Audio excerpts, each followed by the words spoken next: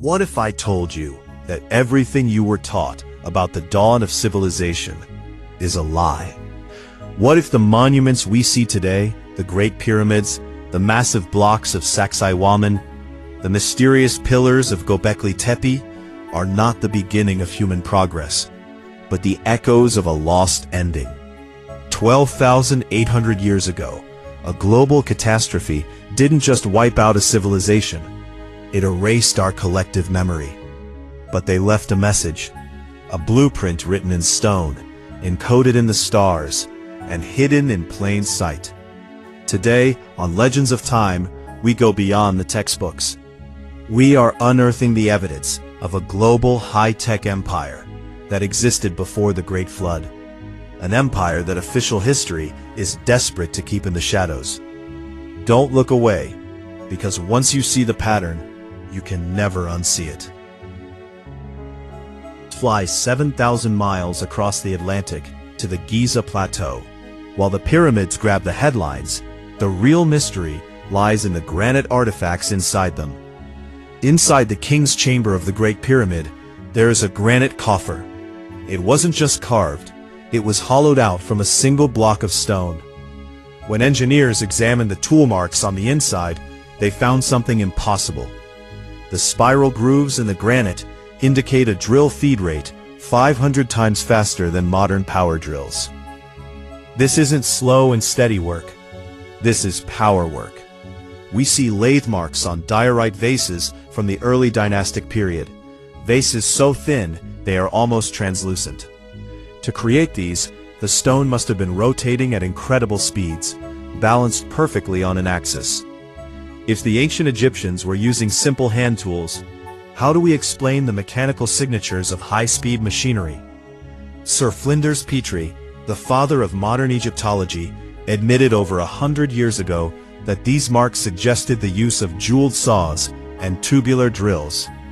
Yet these findings are conveniently left out of our history books. Why? Because to admit they had machines is to admit our entire timeline of human progress is a fantasy. It begins in the thin air of the Bolivian Altiplano, 13,000 feet above sea level. Here lies Puma Punku, a site that has baffled engineers for decades. We aren't just looking at ruins, we are looking at a manufacturing site from a lost epoch.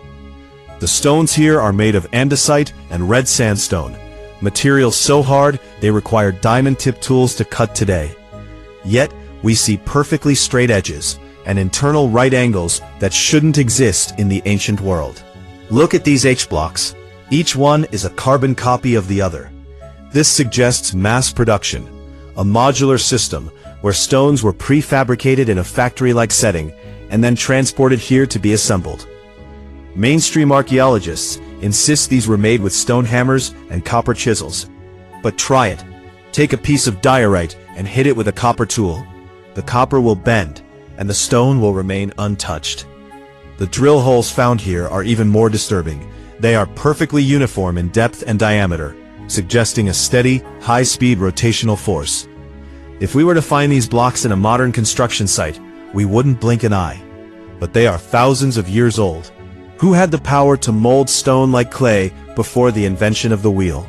Deepens when we realize these techniques aren't isolated. There is a specific architectural signature found across the entire planet. Polygonal Masonry. These are massive multi-sided stones, some weighing over 300 tons, that are fitted together without a single drop of mortar. In Sacsayhuaman, Peru, the stones are pillowed, bulging out as if they were once soft. In Giza, Egypt, the Valley Temple shows the exact same interlocking style. In the walls of Easter Island, in the foundations of the Imperial Palace in Japan, and in the ancient ruins of Italy, we see the same anti-seismic engineering. Why go to the trouble of carving 12-sided stones that fit perfectly into each other?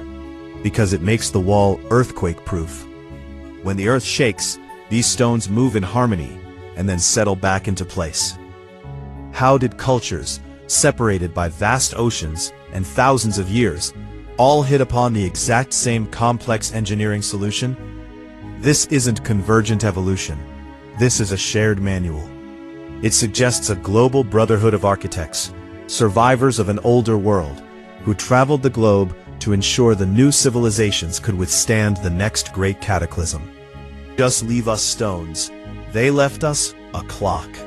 To understand it, we must look at the precession of the equinoxes. Our Earth doesn't just spin, it wobbles like a dying top. This wobble is so slow that it takes 25,920 years for the stars to complete one full cycle as seen from Earth. To track this, you need centuries of precise astronomical data. Yet, we find the number 72, the number of years it takes for the stars to shift by just 1 degree, encoded in myths and monuments globally. At Göbekli Tepe, built 12,000 years ago, the pillars are aligned with the constellation Cygnus.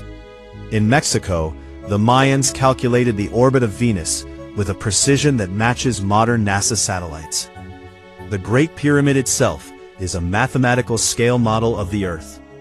Its height, multiplied by 43,200, equals the polar radius of the Earth. Its perimeter, multiplied by 43,200, equals the equatorial circumference. Why 43,200? Because it is a multiple of 72. They were screaming at us through mathematics. We know the size of the Earth, and we know the cycle of the stars. So obsessed with these numbers.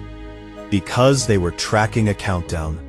In the myths of the Hopi, the Hindus, and the Sumerians, they speak of great ages or yugas. They believed that every time the Earth moves into a new zodiacal age, every 2,160 years, a cataclysm occurs. The Younger Dryas period, roughly 12,800 years ago, matches this cycle perfectly. Evidence shows a sudden, massive rise in sea levels and a global temperature spike. This was the Great Flood, recorded in over 500 cultures. They built these monuments as time capsules in stone. They knew that paper burns, metal rusts, and memories fade. But a 1,000-ton block of granite will stand for 10,000 years. It is a warning left for us. The fire comes from the sky, and here is when it returns. We are living in the window of the next great shift, and the stones are trying to tell us to prepare. Closely at the ancient reliefs of the Sumerian Anunnaki, you see them holding a strange object. It looks like a small, square handbag. Now, look at the Olmec statues in Mexico. They are holding the same bag. Look at the carvings at Göbekli Tepe. The same bag. What was inside these bags? Some suggest they held manna. Others say portable technology, a power source, or biological kits to restart agriculture. These figures, Oannes in Sumer, Viracocha in the Andes, Quetzalcoatl in Mexico, are never described as gods who created the universe. They are described as sages or teachers who arrived after a great flood. They found the survivors of humanity living in caves, traumatized and primitive. They taught them the arts of civilization, how to plant seeds, how to write, how to track the stars, and how to work metal. This explains why civilization didn't evolve slowly. It exploded. Sumer appears in history with a fully formed legal system, advanced medicine, and a complex understanding of the solar system, including planets like Uranus and Neptune that we only rediscovered in the last 2 centuries. Looking at a legacy system. We are not the inventors of civilization. We are the inheritors of its wreckage. We are like students trying to read the charred notes of a master who died in a great flood.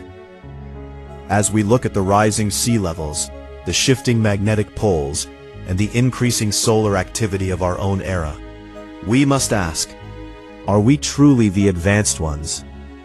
We have digital data that can be wiped by a single solar flare. They had stones that lasted 12,000 years. The legends of time aren't just stories about the past. They are blueprints for our survival. Our ancestors didn't build these massive structures for vanity or to bury kings. They built them for memory. They wanted us to know that we are part of a much longer, much more mysterious story.